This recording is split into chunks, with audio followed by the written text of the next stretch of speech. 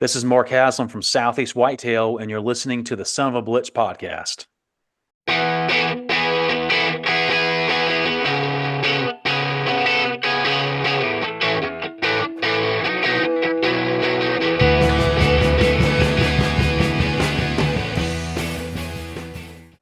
Hey everybody, welcome back to the Son of a Blitch podcast. I'm your host, George Blitch, and today I got to sit down with Mark Haslam.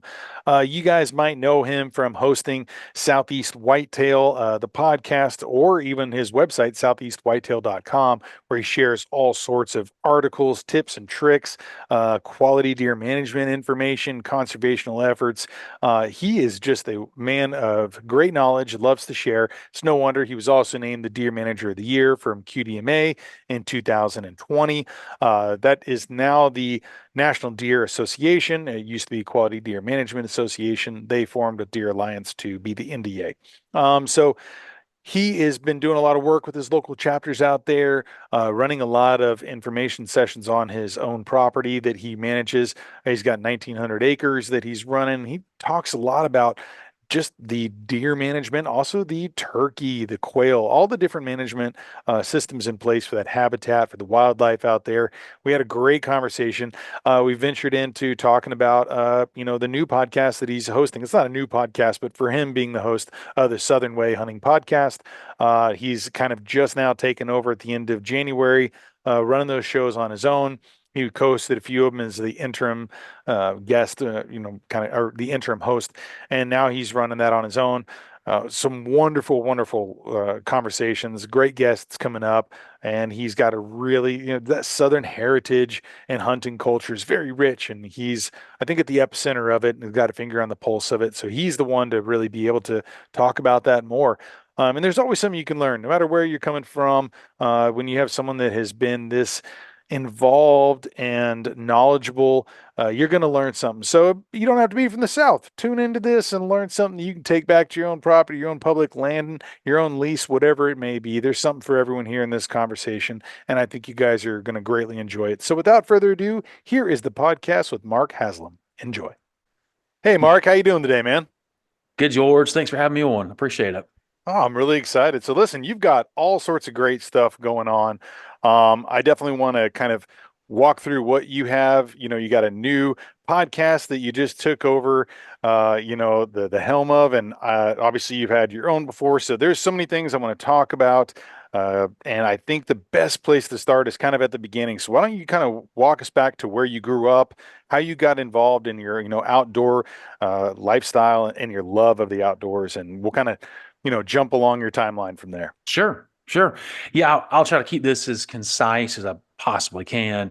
I'm from Savannah, Georgia. That's where I still live, but I have always hunted in South Carolina my entire life. Savannah's right on as you would imagine, the Savannah River, the state border. And South Carolina, we've just, my family had just, really loved hunting there for quite some time. I grew up in a hunting club, and with my father and some of his friends organized, basically had some traditional timber leases, and was able to form a little hunting club. And we were in that up until about 2005, early 2000s. And that's when we bought the family farm in 2006.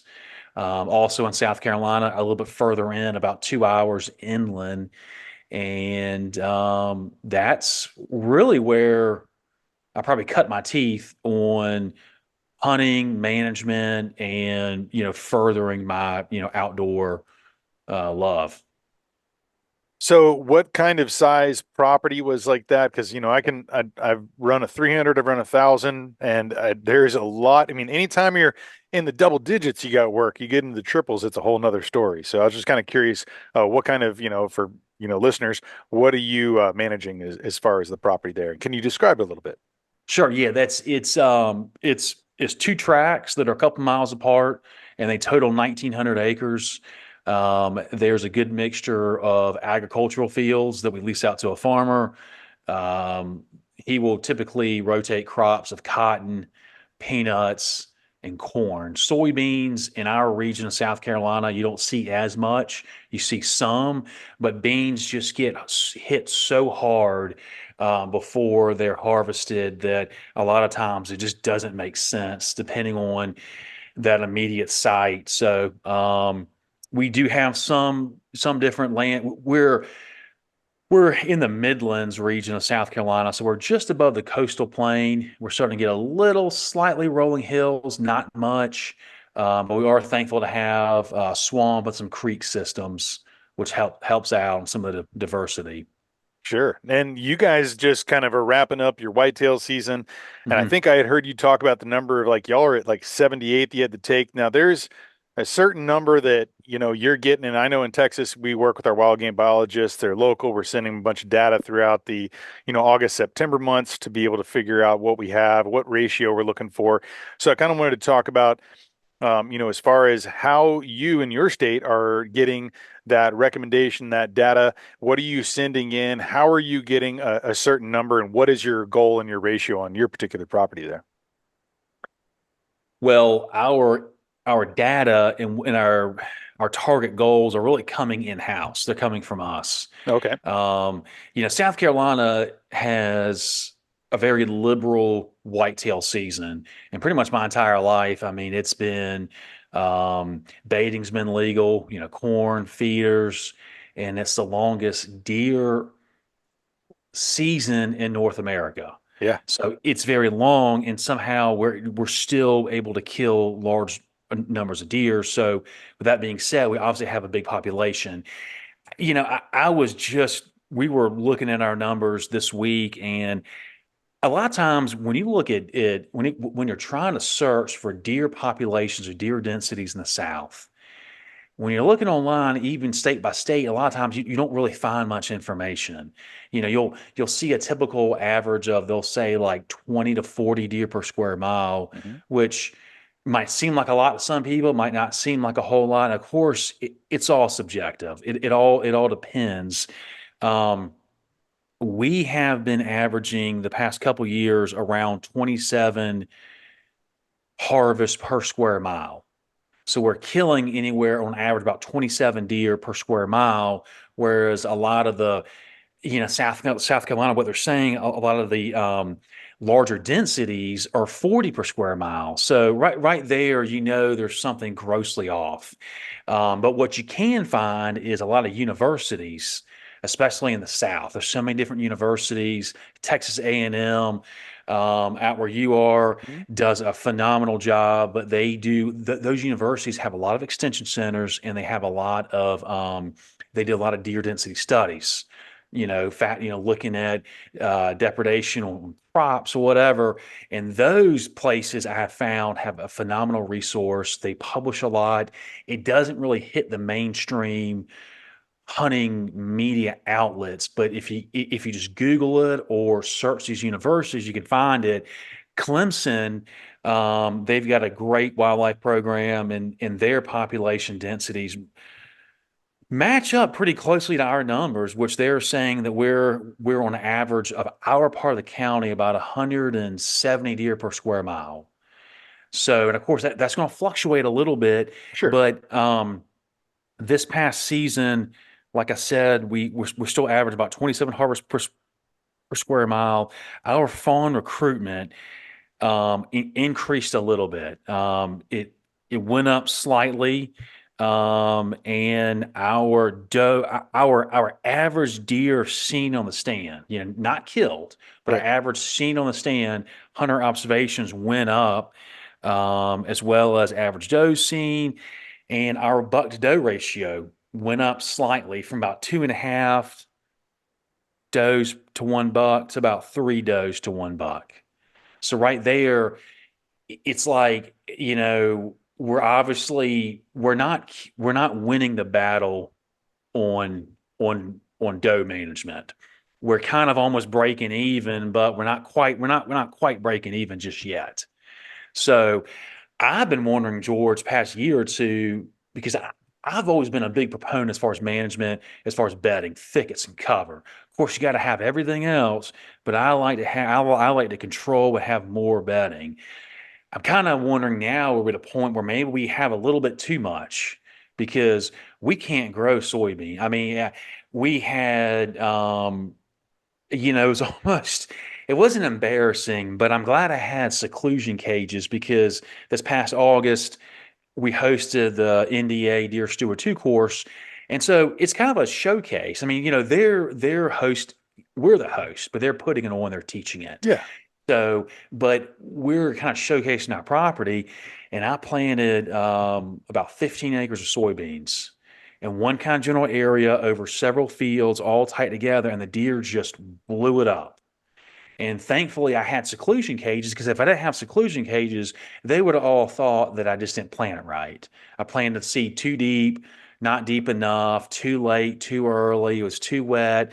But with the seclusion cages, you got to see the height, 4 or 5 feet tall beans the deer couldn't get, but everything they wiped out. So I say all that to say that, this next year, we really need to ramp up our doe numbers. And I mentioned earlier about having a long season. It's like, what more can we do? We're hunting, we're shooting does early and often. That's why I'm thinking maybe outside the box. Do we need to alter our land management? Maybe we have too many thickets. And sometimes, yeah, you can't have too many deer. You have too many deer, then it will eventually start to hurt your quail and turkey population Sure, because they're sure. just eating at a house and home. So it's like on one hand, you've got a healthy herd because you've got doe fawns that are getting pregnant at 6 months old, which is a good sign. But if we have this many deer, that can't be good. Yeah. It just it's a lot to unpack at times. So when you have, you got this property here, you're there in '06 and you're running everything. Are you Was that something that you already had a lot of this information kind of being able to unfold, or was this like a whole discovery process for you? And I mean, I know as years go on, you're going to discover more, you're going to learn more, especially with a one particular piece of property. But walk me through like what was your knowledge coming into that, and then being able to kind of hit the ground running and be able to develop, a quality management system. And then we'll kind of run into, a little bit more work and what, eventually you became the Quality Deer Manager of the Year in 2020. So walk me through those years of being able to kind of build up that educational principle and foundation to be able to then showcase this off and, hey, this is what I've learned and practiced over the years. Sure, yeah, it's our my family's knowledge as far as land management and everything you just said was very little in '06. So we were coming out of being in a hunting club in low country South Carolina since I was in kindergarten until I was out of college. And so, if you're in a hunting club, you get to do a lot of things, but there's a lot of things you can't do. These were timber leases. So these were, well, yeah, some of them were, there were many tracts that were owned by timber companies. So timber companies, they're not doing it as much anymore, but they would buy land, grow trees on it, eventually sell it when it makes sense, buy something else. Well, if you're on a hunting lease, you probably can't manipulate the land. You can, do food plots where there's openings, but you probably can't create openings. And where there's openings in the South isn't, might not be that much. So we couldn't really do much. We weren't burning. We weren't doing any kind of TSI work. It was really just food plots and feeders. And, that time I was cutting my teeth on deer sign and that type of stuff, but you weren't really, we weren't building the knowledge of where the deer were really coming from and all that intel. So when we eventually moved on to acquire the farm in '06, it was a very slow process, just kind of starting out, putting stands up, and then um, over time learning the property and then bettering our management. But what we did have was a QDM background, and in our hunting club with my father and some of his friends, Billy Chisholm being one of them. Billy was connected with Joe Hamilton, Mhm. which is that time. That club started late '80s, right around '90s. So QDMA was firing up, and Joe Hamilton was just beating the streets. Meeting with hunt club owners or hunt club presidents and hunt clubs in general, like ours, to try to get that movement going. So we were very much a QDMA Hunt Club, and that was the content I was consuming, their materials, and not so much. I never really got into the hunting TV shows, Yeah. the sit on the food plot, shoot the buck at the very end, and that grip and grin. So we did have that background. We just weren't implementing that stuff. And then over time, we started to do that on our farm. And when it really changed was our first forestry um, practice we did, our first forestry cut, clear cutting some, thinning some, planting some trees, and then that really started to open our eyes as far as land management. And what about that was eye-opening for you guys? Well, um, what was eye-opening was probably just forestry practices for wildlife, because coming up, and I'm not saying no one covers this, but at least I didn't really I wasn't learning this growing up from other hunters, and I wasn't seeing this in marketing materials. Is pine trees. We're pine tree dominated, all throughout most of the deep south. It's pine trees. There are some openings, and of course, ag fields, but pine trees.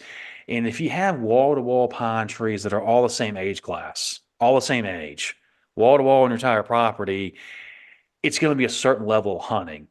But if you start to manipulate that and kind of clear cut this section and thin this section, you start to manipulate the land, and you're creating more options for wildlife, food and cover naturally, as opposed to feeders and food plots. So once that started to come up, that was really eye-opening about how we can use that work as we're growing trees and trying to generate some income, but then also help our deer hunting out. Yeah. And then, I was just reading the 50th Legion by Colonel Tom Kelly and talking about like this idea of there were certain areas that were so thick with that canopy that, the sunlight's not getting through to the ground.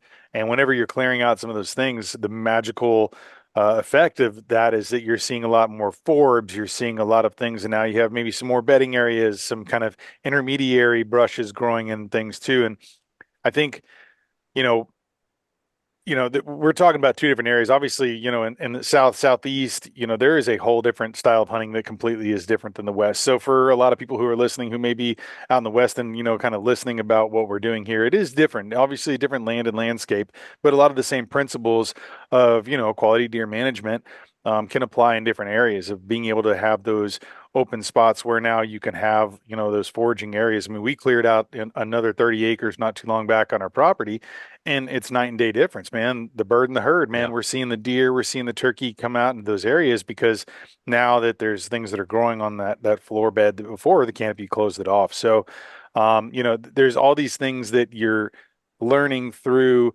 QDMA practices. Well, and your QDMA now is Quality Deer Management Association, is now National Deer Association.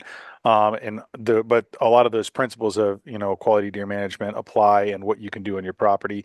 And I was kind of curious what you may have for suggestions for people who maybe, that have leases where you're like talking about too, they might not be able to manipulate the land as much.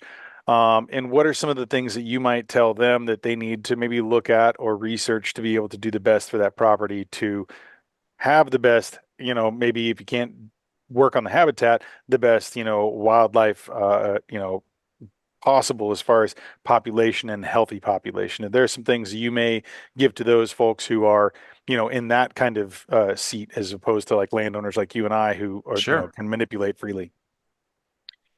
I would say, George, one of the easiest practices someone can do is just implement just basic quality deer management principles. I was talked earlier about statistics, and I cover a lot of that on the stuff I post on social media, and I've kind of realized I need to start probably explaining a lot of that more, because it's not as complicated as some people think. And these statistics are coming from two places: hunter observational logs, where you're done hunting and you write down what you see, where you were sitting, time, all that, and then what you saw broken down by bucks and does and fawns. Got to put fawns in there. And then he had the data from the skinning shed, and I realized everyone doesn't have a skinning shed. We didn't have one for a while. About I think 12 years ago, we finally put one in, and that's one of the best things to have. It just as a side note for so many different reasons: socially, Hmm. entertaining, camaraderie, and then also you're skinning your own deer and someone's not doing it for you and you're handling the meat yourself, which can be a lot of different bonuses as far as quality of the meat and all that. But if you don't have one, they take your deer straight to processor, hang around for a little bit, give them pull the jawbone before you bring it. It's very easy. Have them weigh it if you're not scale.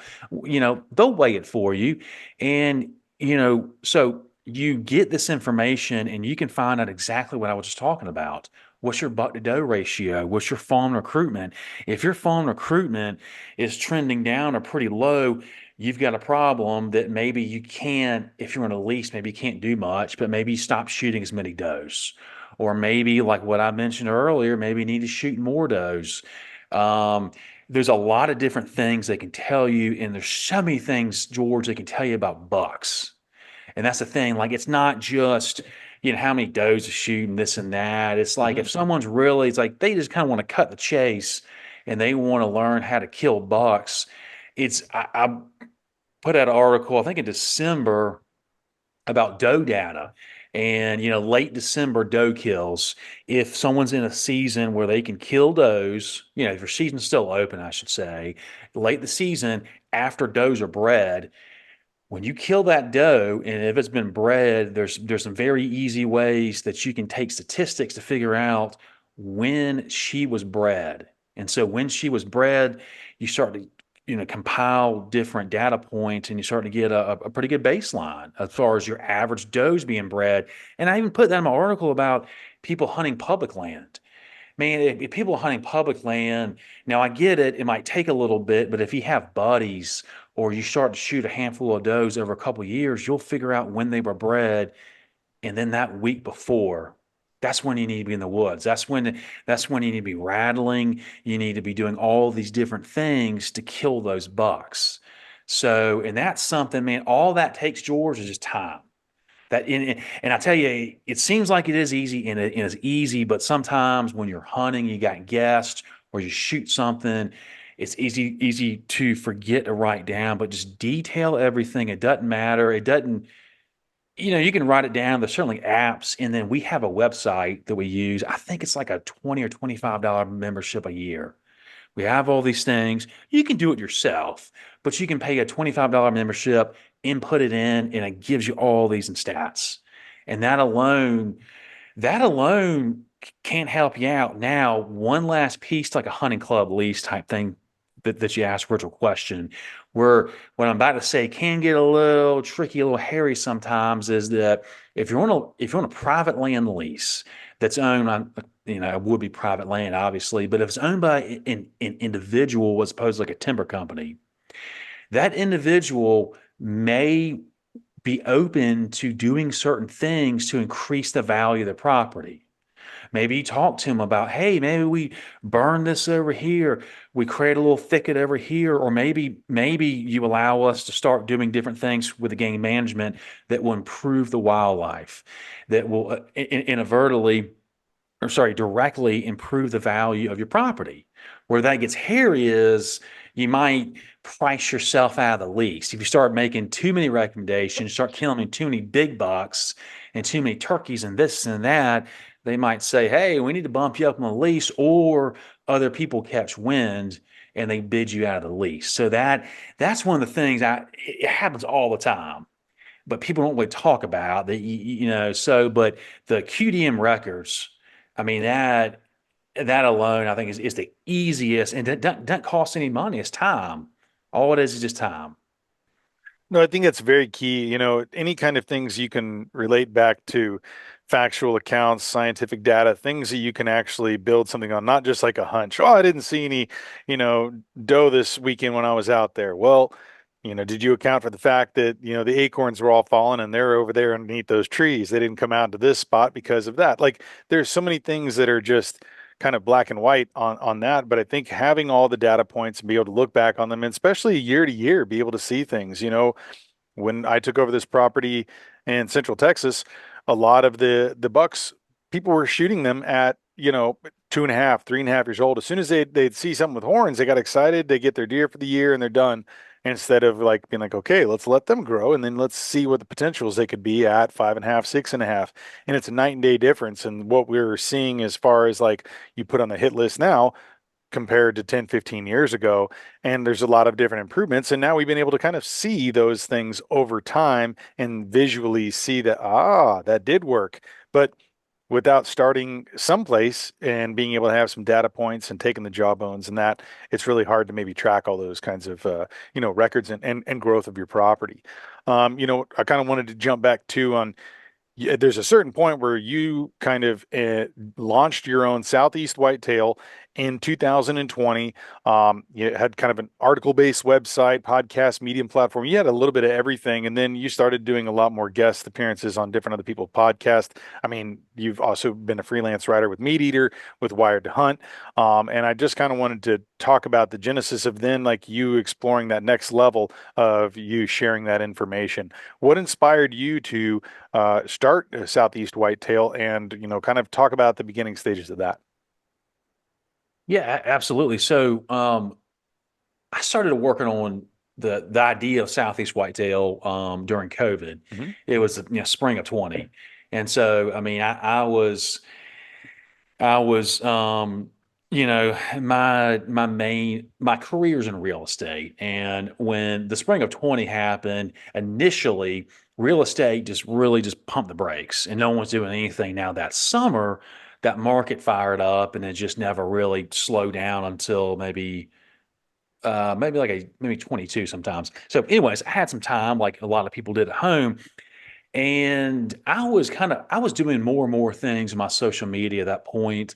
Instagram for me became an outlet for just showcasing what we're doing on the farm, hunting stuff, and I was doing a lot of mentored hunts with different conservation, like third party related mentor hunts where people are coming in that I don't know, that I'm doing collabing with different conservation orgs. We've always done that on our property, hosted new hunters, both young and old, but they were typically friends or family, people we knew. Started Yeah. doing more stuff like that, being more involved with QDMA, now NDA.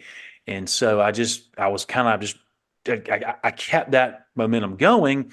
And at the same time, being a student of QDM, I felt like there was definitely a shift in hunting media. And especially, QDMA. I mean, during right then, during that COVID period, they, um, merged with National Deer Alliance and formed National Deer Association, kind of more of a broader range of deer hunting across the country. And also me being from the South, the deep South, there's such a rich history and rich hunting culture in the South.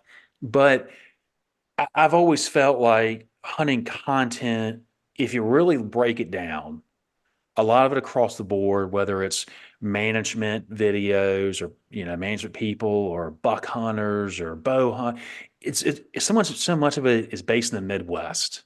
Hmm. It's, I mean, just content, and whether it's marketing materials for new camo or articles or videos, so much about the Midwest, pinch point and funnels, and a lot of that just does not translate to the deep South, doesn't translate to pine country. And I felt like there was a void in southern, land management because, with the explosion of social media, which we didn't have. I mean, was it 2012, 2010? Social media really kind of blew up, and all of a sudden, everyone had in their pocket a video recorder, and they had a device. And there's all of a sudden these free apps, Instagram, YouTube, all these different outlets where people could create content. So there's a lot more content out there, but so much of it I didn't think was really just based in the South. So Yeah. that's why I started with Southeast Whitetail and launched it in of 2020 and wrote some articles. And then I was doing some guest spots along the way like this. People Yeah. were having me on. My wife ended up buying this microphone for me just to sound a little bit better. And then a year after I launched Southeast Whitetail, I just recorded a podcast solo by myself. Same desk, just sitting down, freestyling. And I was like, what the heck? I like what I had to say. Who knows? I just put it out there and it was pretty interesting, kind of the feedback. And I just started doing it. And I selfishly, I enjoy it because I get to interview people and I'm, thankfully I'm going to have you on in a couple weeks, but I get stuff out of it. And then I feel like it's trying to create content that's specific to my region, Yeah. essentially. Well, and now you have kind of stepped up into another level too. You were tapped to, take over. There's an interim duty with Southern Way Hunting Podcast. Obviously, Dan is starting that off. Why don't you kind of maybe, for those who aren't familiar with that, why don't you go ahead and kind of lay out the groundwork of what, now that you are the host, what you have planned, what the kind of formulation of the idea of the show, what you want to focus on. I know, you sent me some information. You kind of got quarterly plans there too, but in a nutshell, if you were to give the few paragraph, pitch to somebody about what the Southern Way is about, why don't you go ahead and do that, and then we'll kind of dive into that a little more too. Yeah, absolutely, absolutely. So the Southern Way has been around since I think 2018 on the Sportsman's Empire podcast network, and it was originally Southern Ground. Parker McDonald was the host of that really cool podcast, and he went on to do something else, another podcast. I think I'm not really 100% sure. I don't really know Parker all that well, and Josh Raley filled in to take over. I think at that point was when they changed the name to the Southern Way. And Josh was doing it for a while. He really liked doing it, but he's getting more and more busy with his work. He also has another podcast or two that he does. Mhm. So it was just a lot of it. Just he needed to step back from that, and that's when Dan Johnson, Nine Finger Chronicles. He's the bow hunter with nine fingers. Sometimes, somehow he's able to do it. He and Josh thought about me, and so asked me to host it. The Southern Way is really just kind of deep rooted in Southern hunting culture, and so what we're going to be talking a lot about is just hunting tips and tactics, interviewing different hunters. There'll be a lot of a lot of familiar names, and there'll be some people that listeners don't know exactly. People I know or people I connect with, and um, so it's going to be more focused on that. Southeast Whitetail podcast, I'll still be doing more sporadically, but that'll be more entrenched with, research, biology, and land habitat management. Gotcha. And so, who are some of the guests that are coming on, in this next couple quarters? I mean, I saw a list. There's quite a few names that I think people will find, fairly recognizable, and some leaders in that industry. So, why don't you go ahead and just kind of, give a little teaser of what's to come in these next, couple quarters?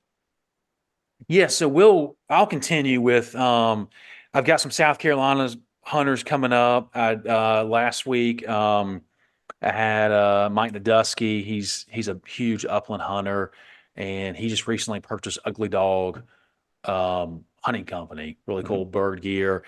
Um, I will pretty much probably just stay on very much themed type of rather like seasonal type guest. About to transition into more. We'll still cover some more bird hunting, but turkeys and Yeah. turkeys are about to fire up for us. I mean, really down here in the South. I mean, we are people are getting kind of cagey, waiting for turkey season. So we'll have some of that. As far as guests, I've got some names that are recognizable. Larry White is about to be on. I interviewed him again. Really, really outstanding Gourmet is his website. He's great. The other guest, until I until I record, I'm a little reluctant to say it just in case our schedules don't sync up. But I'm gonna keep the Southern Way. Like I said, it's gonna be familiar names people recognize, Yeah. and then it's gonna be average people that just aren't on the social media radar. Yeah. So kind of keep it, keep it going both ways. Keeping it real. No, it's great. Yeah. It's good to have, I think, all sorts of different perspectives. And definitely, folks that are in the industry and then folks that are working that, might not have any spotlight on them, but they're the ones who are doing the work and can give you some kind of, day-to-day data of what's happening. And I guess the other thing I kind of one of the things you were doing systematically is kind of and I've done some of this, but I need to probably focus a little more on is kind of the seasonality of things, like the different kind of Hmm. land management, turkey, quail, predator, maybe, control, and then you got warm season, food plots and kind of kicking into the summer hunting tips and tricks, and then you got the end magnum opus is the meals that you can share with your friends and family. And so, you talk about like Larry White. I've had him on as well, and what an amazing chef. And so you have something kind of highlight all the things that people can see on the property do. I kind of want to dive into turkey hunt with you and just ask you about, what that looks like in your area on your land in that region. How is the turkey population doing? What are you seeing on the ground right now, and what are you looking forward to in your area, in your county, in your state? How many birds you allotted, and what do you normally take each year? And maybe go ahead and give us some, delectable ideas of what you're going to do with it once you have it in your freezer. Yeah. So, George, wild turkeys, they're just, it's like some people have them. And some people have robust populations to where they could absolutely kill more than what the state is going to allow them to. And then there's some areas that aren't that far away where they don't have that much. Just I'm talking about general areas, not specific properties, Right, right. general areas. And so much of it, so much of it depends on, I think, a lot of forestry practices. While I mean, just like what what most people know, but yeah, I mean, throughout Georgia and South Carolina, you see, a start varying degree, and that's probably consistent, with most of the footprint that the eastern wild turkey has. And it kind of brings about that question of, as far as wild turkey conservation, there's so much across the board that's been hitting hunting content the past 5, 8 years about turkey conservation, different research projects. But as far as management, man, it's tough because they're managing over an entire state. That's just a boundary that someone created a long time ago. And, at least in South Carolina, there used to be like 14 different game zones, I think, or 20 different game zones. Well, now there's four. Okay. And so you're managing these game zones are vast regions that just encompass way different areas. And I say that because it's got to be tough because they're trying to manage these turkeys over areas where some areas they probably shouldn't be shooting any, to be honest. And there's some they could probably shoot way more than they possibly could, and they're still fine. Our properties, we've got um, we've got way more birds where you would think around the spring fed creeks, the swamps, and it's interesting. One of our main properties it's about a third of it is in agricultural farm land, and we've got, it's pine country, but we've got turkeys, but it's just they're very infrequent. The past couple of years, we've had one bird gobbling, so I didn't want to kill them. At Right, least right. one bird that we heard. We have far more quail. That's the anomaly that just doesn't make sense. We see more quail, we hear more quail throughout the entire year, not just during season. So it's my theory on that is that I think where you have wild quail, they will flourish. But I think wild quail do better hiding from predators and basically surviving. Turkey's a lot different. And turkeys, quail, they're on the ground. We have a lot more thickets. So, but that's, we're looking to shoot anywhere from 3 to 4 birds Mhm. any given year. And as far as cooking them up, man, I know people like frying turkey nuggets, and they're good, but I love smoking. I love smoking a turkey breast, brining it.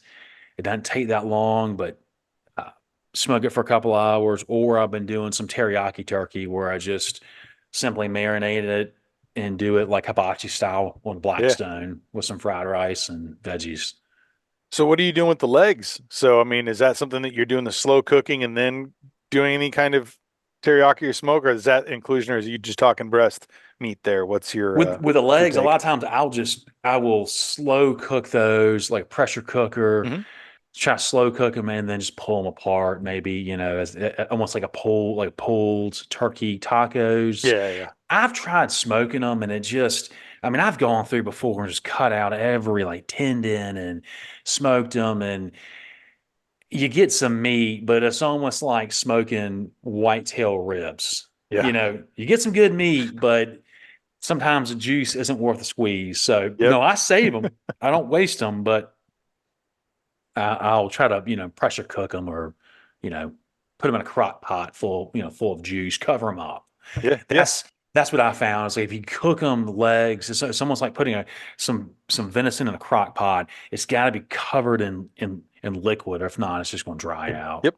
Yep, 100%. Or a lot of times I've when I first started doing that in like a slow cooker, I think I pulled it at like the 3 or 4 hour mark, and it was just nope, it needed like almost twice that amount of time, It's like low and slow for a long time. That's right. But I'm really excited about the turkey season coming up. Kind of recapping your last season, what were some of the highlights for you in the field? It could be you, it could be, seeing someone get their first, big game animal or whatever it may be. Just lay us out with some of the things that were kind of memorable and as you're kind of looking back on the season behind us. Yeah, man. A couple of highlights. I would say we had a family friend of ours. It was their daughter, and I think it was their last kid. I think all of their kids have shot their first deer on our property. Their daughter, 7, shot her first deer, and that deer was like over 100 pounds, about twice as big as she was. Um, we observed some pretty cool things. There was, like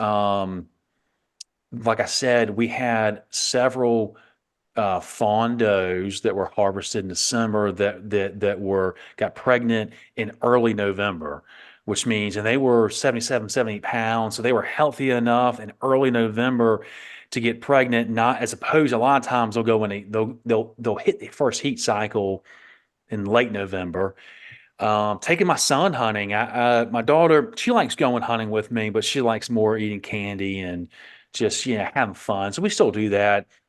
My son, he is 4, and I've been taking him for 2 years now. And so this year, he really progressed on blood trails, and it just kind of happened organically. He just, he to where like he's finding the blood first, and he's trailing it and kind of learning that way. So I didn't know where I was going to go with my kids and outdoors. But what I think's happening, or what is happening, is that we finished our second season together. He's nowhere near pulling the trigger on a rifle or a gun or Hmm. crossbow or whatever. But I think what's happening is that he's learning the ropes. He's learning, how to sit still because I don't. All of our stands are kind of open stands. Yeah, we got cover and wraps around them, but it's not a redneck blind. It's not a make all the noise you want. So he's learning how to be quiet, walking in, walking out, blood trails way before he pulls a trigger, which I think is good.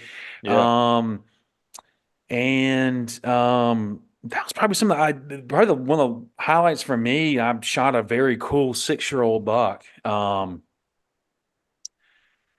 And it's just I've used a lot of the data that I've been pulling, and it was kind of one of those where it was hunting mobily in a climber, and it was one of those where everything just kind of worked out, but it all made sense. It all made sense how it did. So yeah, we had a very good season. I think we ended up with, I estimate the meat based on the venison yield Hmm. averaging of a whitetail deer. But yeah, we think we ended up with 81. We finished off after youth weekend with 81 or 82 total deer, and we donated well over 1,000 pounds of meat to different organizations and friends and family. So to me, that I think that's probably one of the cooler sides of land management. Yeah, bucks are cool and this and that, but taking people hunting. I know you've had Doug Duran on. He just won deer manager of the year, and he's big on that.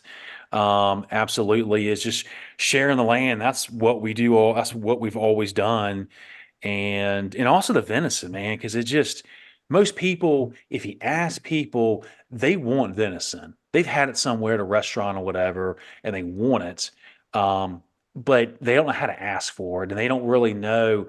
A lot of people, I don't think they understand that in general, especially in the South. I mean, you're in Texas, you see in Texas too, a lot of land management, you're having to harvest way more deer and venison that you can personally eat yourself. Sure. It's got to go somewhere. Yep. So, man, just I mean, it's amazing how many people would thoroughly like good quality venison if you just ask them. Oh, that's been kind of I'll out to the property and I'm like, okay, I know I'm going to try to take two or three doe this weekend. I'm calling friends and like, hey, when I give you the call, start driving this way, or like Yeah. whatever it is, I'll quarter it up for you. It might be missing one back strap that happened to fall into my cooler over here, but as far as the rest of it, here you go. And that's happened, many times over where we're always trying to share that out with friends who might have been like, oh yeah, I used to have that when I was a kid. And I'm like, here, we'll try this. Oh, what do you have? Well, here's some recipes. I mean, you and I have met enough people that we can have some recipes, or at least point some people in some good directions, and be like, hey, go check this out, or this one might be one if you got this cut of meat or whatever. And it's the same kind of thing too. You talk about like sharing the land. There's a lot of folks coming in to our property, they're learning and just having fun exploring that, and then putting in some work and some sweat equity, and then they get to enjoy some really fresh venison for them and their family, and then learn about cooking it. And hopefully some of the shows that like you or I have done with some of these chefs and cooks can be able to kind of be a resource for them to tap into and learn more and be able to kind of maybe bring that into their own lifestyle or teach their kids as many circumstances have been. And I just find it to be such a rewarding thing. The camaraderie of, and fellowship of your friends and family is just, it's second to none, man. And just kind of think about just sitting around the campfire after some of these experiences or under the skinning shed, it's nice to be outside of the weather if it's raining, but, being able to chat Yeah. and kind of it's something that it's a part of our heritage and our hunting culture, and especially in the South. And I think that's great that you're a voice of that kind of heritage that we're trying to continue to, pass on to our future generations. So I definitely am, and tell everyone that, is listening right now to go check out your podcasts, and check out your website. Your article's great. I was even reviewing one this morning while I was getting an oil change about, now is a great time in the winter months. And, right now it's the end of January recording this and talking about going through your property and being able to see the game trails where stuff's moving through. And that's one of my favorite times. If you want to maybe just touch on that, maybe that article that you wrote too, and what people might be doing is best to, kind of pre-scout or even the post-scout of things in this Oh yeah. time of year, and why it's an important time to get out there. Yeah, I appreciate you bringing that up. I um I re I know I wrote the article, but I really like that article. I mean, I've put some out there. They're just kind of basic articles, but I thought that one because that just kind of that idea kind of came up, and it seems basic. And most people say, "Yeah, yeah, Mark, I get it. Wolf the woods and scout." But what I was getting at is that like that buck that I killed, I mentioned that 6-year-old buck. That buck, the reason why I was in that tree on that trail was from walking the woods right now. So what I've been doing the past, I think 3 seasons now, is that I shut the trail cameras off during the season, Mhm.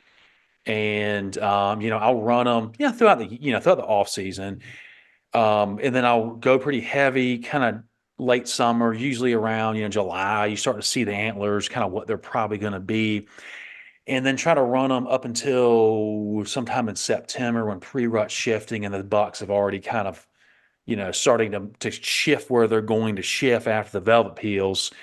um, and so I say that because what I found was when we were going back to, the QDM records and whatnot, when I was running cameras throughout the season, we were not, I mean, statistically, our doe numbers were just plummeting. We weren't shooting them. And the reason I think is because we have these bucks on camera, and it happened to friends and family that they get invited up to hunt with us, or even me and my brother and father. You have these bucks on camera, and you're like, you know what? There's five does out. It's getting late. I could take out one, but I know there's these bucks that are around, and maybe they're just going to pop out, and it Any just minute. Yeah. right. And so there was one season where our doe numbers got down. I mean, I was shockingly low. I didn't realize where we were. So it wasn't really on purpose, but it's also time management. Running cameras, even cell cameras, is time consuming. It also Sure. became not fun. And I know people are going to say, well, listen, I love trail cameras just like everybody else. But when you become, or at least I shouldn't say that, when I became obsessed with bucks and I would name them, I gave them really cool wrestler names, the coolest names, and then you don't Well, let's kill hear some of them. them. I reluctantly named. I didn't want to. I said Ravishing Rick Rude was probably one that, man, he was like, our property was definitely in his core area. I mean, I'm sure it overlapped a little bit, but I got him throughout the summer, the off season, during the rut. I could just never catch up to him. It would drive me crazy. And at a certain point, people talk about getting burned out by hunts, and it became, for me, it became not fun. Plus, we weren't shooting enough does. So then it's like, okay, if you're not shooting enough does, you have these bucks, and that was the extra layer to where we're having all these bucks on camera. They're on our property, but we're not seeing them. You got a problem. If you're not seeing them, you can't shoot them, which means you've got to restructure some things. So I stopped running cameras, and I scout right now. I walk the woods right now, and it's wet, it's raining, it's cold, moisture's not drying up. You can see these tracks, Oh and yeah. you can see the fresh sign that just happened. The rubs. Some of the scrapes are still active by young bucks that just can't get out of their system. But you're seeing all this fresh sign. You're seeing the bedding. You're seeing the trails, and you're seeing this very high concentration of buck sign. That's where you need to be. And then you combine that with your doe data. You know when they're getting pregnant. You match it up, and you hunt. So that's when I do most of my scouting, is right now going through turkey season. While you're turkey hunting, you see the stuff. One of the cool thing I probably will mention this past year was I rattled in a buck October 13th. It's Friday the 13th in October. And I was rattling. I've been experimenting with rattling since I was in high school. And for a decade or so, it just never worked. Then you start to kind of learn more about it. Because most of the content I was watching was from Texas. And that's where, I mean, that's where I'm preaching the choir here, but that's where QDM started in Hmm. Texas, with Our Brothers. And so a lot of that rattling came from Texas. Well, that's the birthplace of QDM. And so they know their stuff, and rattling works when you have a good buck doe ratio. Anyways, I had, I'll tell you some very quickly.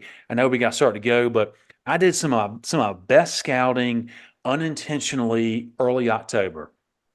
I was going in to climb in one area.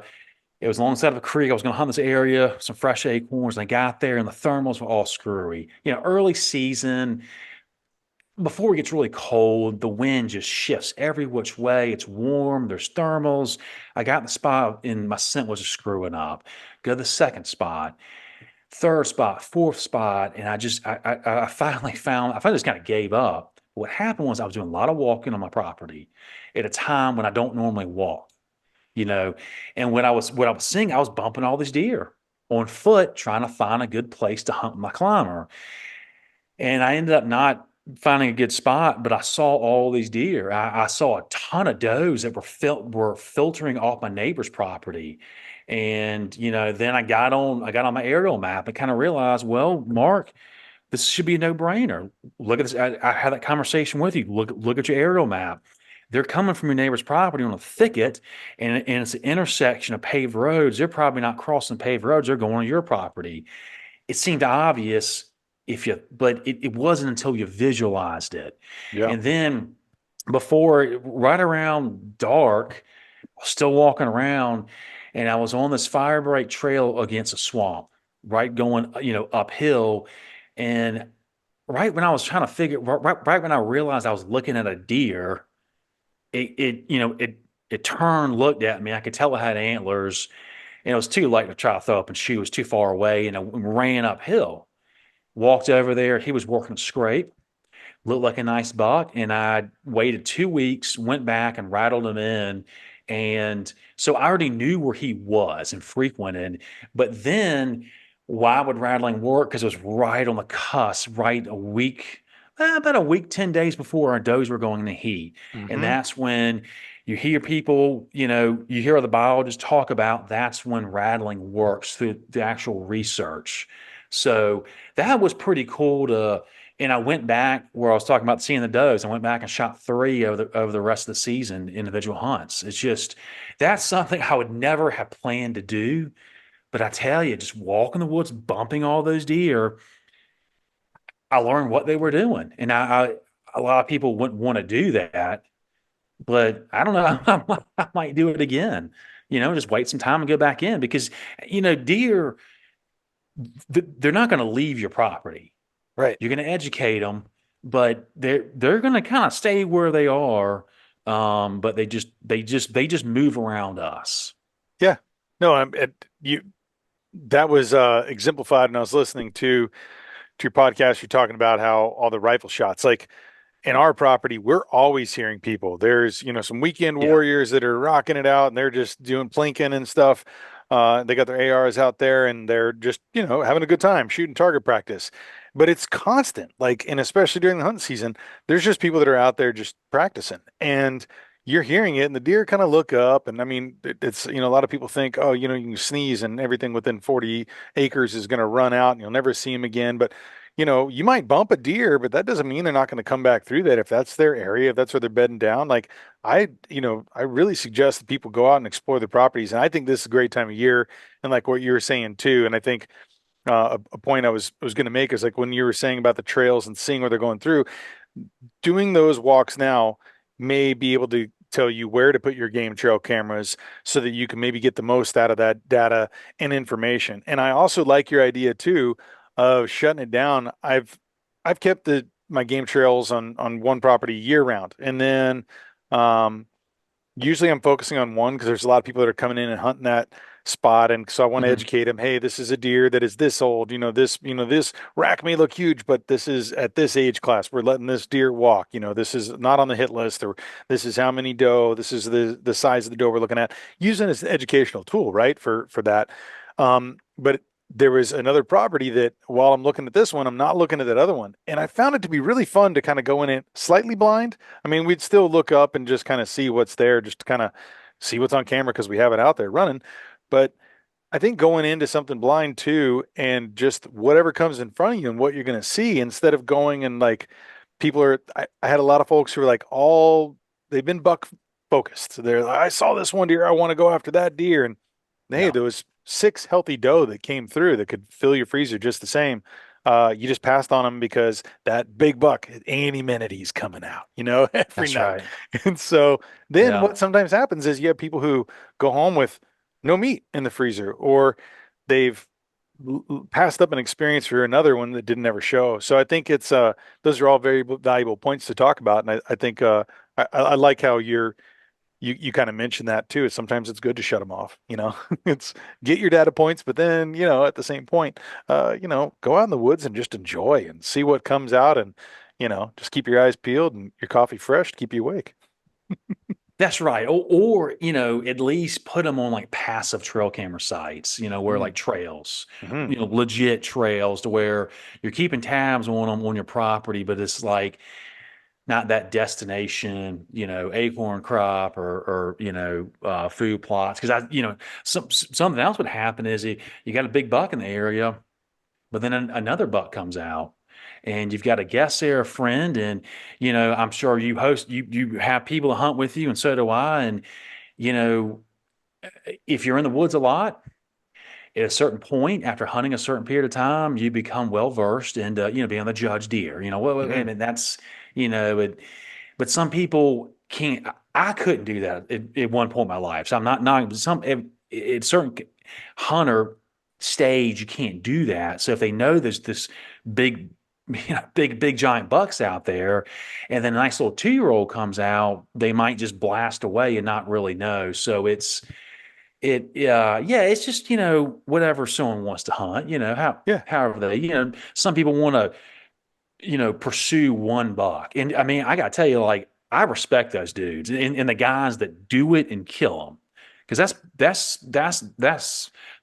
that's pretty hard. So it's whatever someone wants to do, as long Yeah. as it's legal, right? Indeed, That's right. right. And Yeah. no, I kind of think about that with like Mark Kenyon and even the Element Boys and talking about their focus on one particular deer. And sometimes, Mark Kenyon had an article, guess it was about a year and a half, maybe 2 years ago, where he's talking about how he got burnt out by, I think the idea when you're at that level of Yeah. content creation and stuff too, but it can be difficult. But he talked about how he wanted to just kind of rewind, and I spoke with him about how that was for him when Hmm. he took a different approach to it. And so, it's never too late to change. If there's something that you kind of getting burnt out, take a different approach. If you've been doing cameras and you're so enamored with checking the camera all the time, maybe it's a season or, a month to take it off and just see how it is. And you Yeah. never know. But I think those are all valid points, and I'm excited for to follow you picking up with the Southern Way and seeing the guests you have on and things you have to share. You've been a great resource for many people, not just in your region, to learn more about deer and quality deer management and habitat improvements and things too. So I appreciate what you're bringing to the table there and all you're sharing. Um, I kind of had a question that probably relates to that as well, is your idea of like your own personal legacy in a professional setting and what you're doing and what you're sharing, and personal, like how is it that you hope to be making an impact and that you'll be remembered for what you're doing now in both of those avenues? Well, that's a deep question, George. But No no, pressure. that's a good question. I would just say that I guess I never really thought about this as far as a legacy, but I would like to think that I may have made an impact on conservation efforts in the South. And that was another reason why I started Southeast Whitetail. I know earlier I mentioned hunting content, but the focal points of Southeast Whitetail are habitat, conservation, and venison. And, habitat, better than habitat because it can get lost in the shuffle because I've talked about we have too many deer, and people see deer in Walmart parking lots, and there's deer in most suburban developments in the southeast, whether you're coastal or you're inland. There are deer in that development that are probably having to be regulated in some eventually. So Sure. it can get lost in shuffle. We have so many deer, Mark. There's a problem, and it's like, well, but they're not. A lot of those herds aren't healthy, and Right. we have. And take for instance, I mean, if you drive down an interstate in the South, most places too, but high density areas. You drive on interstate during breeding season, there's deer everywhere. And you talk about quail and turkey. Those are detrimental to, land fragmentation. That's what I'm talking about. And conservation. All that goes together. I think there's a lot going on. And um, the other part of legacy, I would like to have made an impact on quality deer management, QDM. Um, Joe Hamilton, I did a sit down interview with him video on YouTube. Joe Hamilton was a mentor of mine. He just didn't know it for so many years, and I looked up to him and got to know him. But with him essentially bringing the QDM movement from your neck of the woods in Texas via Al Brothers to the South, and pushing that, because I don't think we would have seen the boom in a more part of the country than we did. Like, y'all were doing it in Texas. I mean, y'all were managing deer like cattle, and that's essentially where it was started. But having that boom of these big bucks and everything, but now I it's we can't let our foot off the gas, meaning we can't stop regulating does just because we got some good bucks and we're now shooting. A lot of states are shooting more does than bucks annually. We can't stop. Just like what I'm saying. I mean, we're barely breaking even, and we're not, because the farm recruitment and everything else like that. So I would like to, QDM is something, in my opinion, is never going to go away as long as you have deer in the landscape. As long as you have deer in the landscape, and with our ever expanding human footprint, we need to help habitat and conservation. 100%, man. I'm right there with you on all that and definitely agree. For people who are ready to follow your journey, learn more about you, tune into your podcast, why don't you give them all that information real quick and where they can, find you and follow you? Sure, absolutely. I'm primarily active on Instagram. My personal is at Mark Haslam, and it's at southeast.whitetail, southeastwhitetail.com, and podcast Southeast Whitetail and the Southern Way. Please reach out to me. I mean, if anyone would like to be on the podcast or have any ideas for me, I tell you, it's, what I'm doing is it's a labor of love. It's a passion, George, but it's the biggest kick I get because it's, you can make some money here, you can make some money there, but ultimately it's not going to replace or at least what I'm doing. It's never going to replace, my full-time gig. I am doing some Mhm. consulting work on the side, which, helps fill in, with my real estate. Um, but it's just what I love is just when I interact with someone, whether I see a guy on the street that I've known and he mentions something he's seen of, article or podcast, or someone sends me a message. It's just cool, that someone's, you know, people are consuming the content and they appreciate it and they're acknowledging it. I think that's a huge thing, man. I mean, it feels like your time is well spent, worthwhile, and it's not just you're sharing. It's not just in coming in one way. Because I know when I'm talking to you, I'm learning things. I'm talking to a lot of the other guests. I'm learning things that I can put out, but I'm trying to make sure that I'm being a conduit for that information for other people to be able to get out there, learn a little bit more, maybe get more invested in their local areas and their chapters or QDM or whatever it may be to, conservation agencies trying to make sure that we all collectively keep this way of life, striving and surviving for our future generations. That's kind of, That's at least right. one of my goals. And I think we're, two peas in that pod of just trying to make sure we're doing that part. And we get to meet some cool people like yourself along the way. So I'm really Likewise. glad you joined me. Thank you. I'm glad you joined me today. I'm looking forward to coming on your podcast as well. And yeah, everyone go follow all those sites, podcasts. I'll have all the links below for you to check them out. So please go and look at those. Follow, give him those 5-star reviews that he has earned so diligently with your wonderful work, everything you're sharing. Mark, it's been a joy today, and I look forward to hopefully doing this in person sometime. That's right. I appreciate it. Thanks for having me on. This has been a blast, and I look forward to having you on my podcast. I want some good Texas talk when I Oh, get you on. I'm ready. I'm ready. I've got some things for you, man, for sure, man. We've had quite an interesting season and last few seasons. So I've definitely Good. I got Looking I got forward some to it. content for you. Okay. Cool, man. You take care. You too. Thanks. Bye bye.